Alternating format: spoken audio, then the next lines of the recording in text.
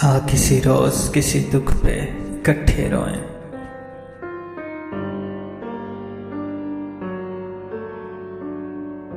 जिस तरह मर के जवां साल पे देहातों में बूढ़ियां रोते हुए बैन किया करती हैं।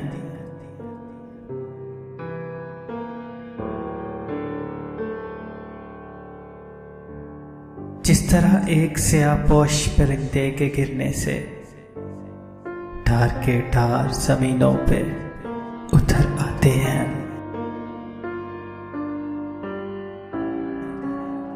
चीखते शोर मचाते कुरलाते हुए अपने महरूम रवैयों की अलमनाकी पर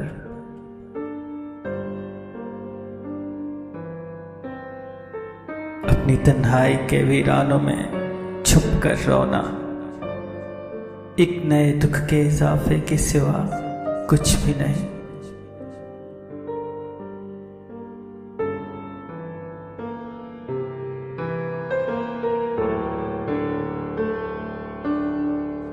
अपनी ही जात के गुंजल में उलझकर तन्हा अपने गुमराह मकासद से वफा ठीक नहीं, काफला छोड़ के सहराओं में सदा ठीक नहीं।